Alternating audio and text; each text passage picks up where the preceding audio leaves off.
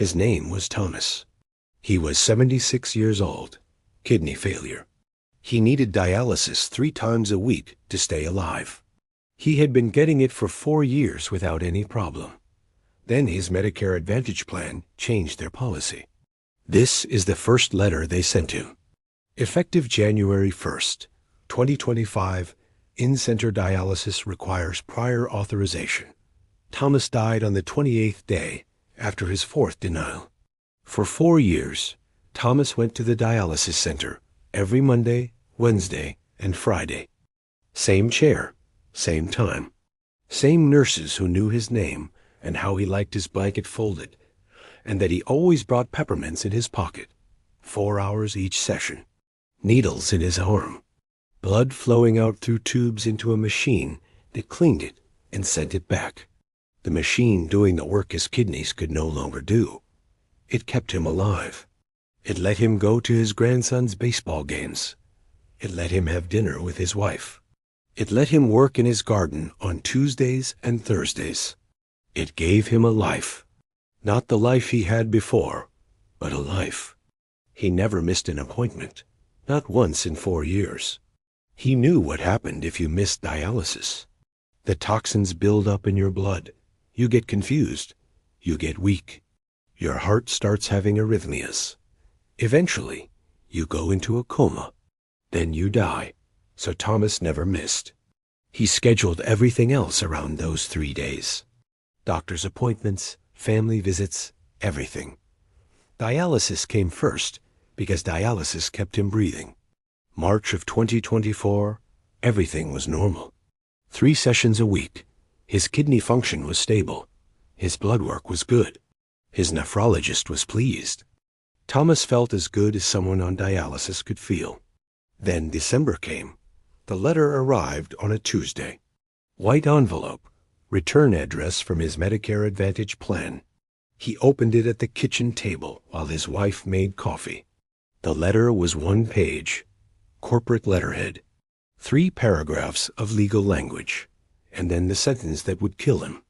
Effective January 1st, 2025, in-center dialysis requires prior authorization prior to each treatment. Thomas didn't understand. He called his dialysis center. The nurse he spoke with went quiet when he read her the letter. Then she said, "You're the 6th person who called today with the same letter." She told him his doctor would need to submit authorization requests. She told him to keep coming to his appointments while they worked it out. She tried to sound confident. But Thomas could hear something else in her voice. Fear. January 3rd, 2025. His nephrologist submitted the first prior authorization request. It included 4 years of dialysis records. It included all his lab work. It included his diagnosis, his treatment history, his current condition. It stated clearly that without dialysis, Thomas would die within days. The request was marked urgent. 42 hours later, the denial came back.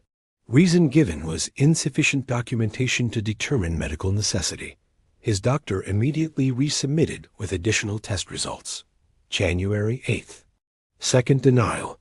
This time the reason was different. Not medically necessary, based on current clinical guidelines. Thomas's nephrologist called the insurance company. He spent 3 hours on the phone being transferred between departments.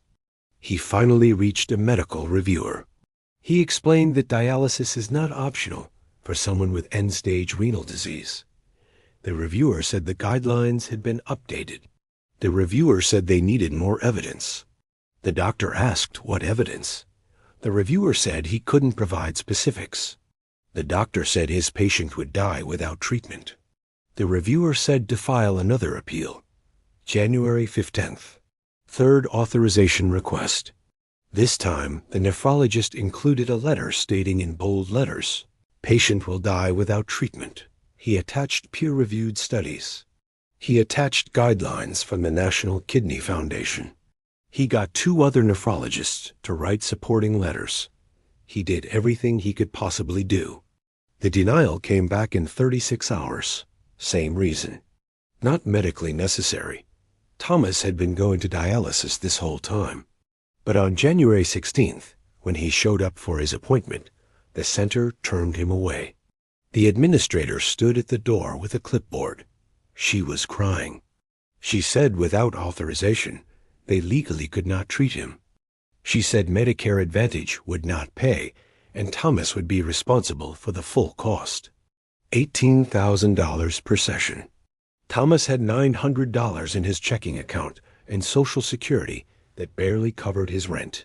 January 22nd. Fourth and final authorization attempt. His doctor marked it emergency. He called it a life or death situation. He begged them to approve it. The response came back the same day. Fourth and final denial.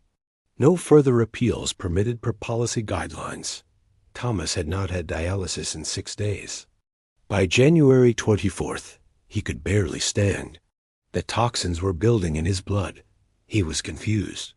He kept forgetting where he was. His wife called 911. The paramedics took him to the emergency room. The ER doctor said he needed immediate dialysis. The hospital tried to get authorization. Denied again. The ER doctor said he could give Thomas 1 emergency session, but after that, there was nothing he could do. 1 session bought him a few more days. Nothing more. Thomas went home on January 26th. He knew what was happening. He had moments of clarity where he understood. He told his wife he loved her. He told her where the insurance papers were. He told her not to fight them because it wouldn't matter. He told her he was tired. On January 27th, he slept most of the day. His breathing was labored. His skin had a gray tint. His wife sat next to the bed holding his hand. January 28th. Thomas didn't wake up. His wife found him in the morning. He looked peaceful, like he was just sleeping. But his hand was cold. She called 911 even though she knew. The paramedics came. They confirmed what she already understood. Thomas was gone. Cause of death would be listed as acute uremic poisoning, kidney failure, toxins in the blood. But the real cause was 4 letters that said no. 9 days after Thomas died, his wife received another letter from the Medicare Advantage plan. They had withdrawn the monthly premium from his Social Security check, $187.42, for a dead man, for coverage that killed him. She called to cancel the policy. They told her she needed to provide a death certificate. She sent it. They withdrew the premium again the next month. She called again. They said they never received the death certificate. She sent it again, certified mail this time. They withdrew the premium a 3rd time. She finally gave up. Thomas's wife kept all 4 denial letters. She sleeps with them under her pillow. Every single night she reads the last one before turning off the light. The one that says 4th and final denial, no further appeals. She reads it and she tries to understand how this happened. How a country her husband served in the Navy for 4 years could let him die like this. How an insurance company could look at a man who needed dialysis to live and decide 3 times a week was too expensive. How the word denied on a piece of paper could be a death sentence. This is not rare. This is not an anomaly. This is the new normal in 2025 and 2026.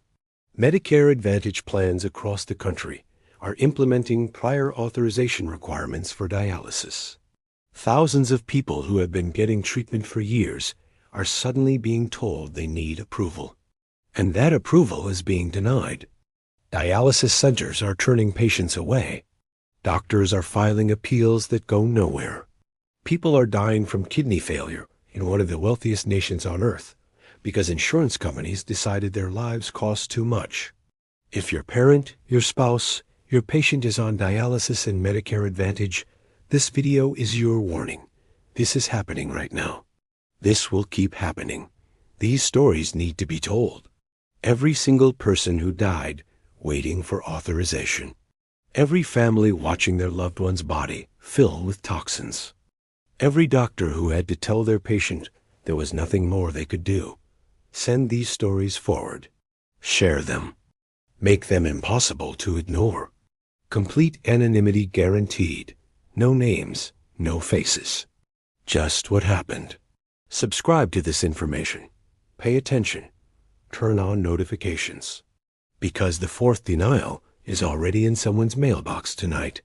Someone else is being turned away from their dialysis appointment. Someone else is going to sleep, not knowing if they'll wake up.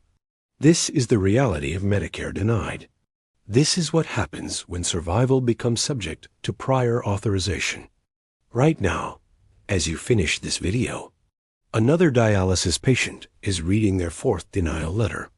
And tomorrow morning, someone won't wake up. Subscribe, because that someone could be yours.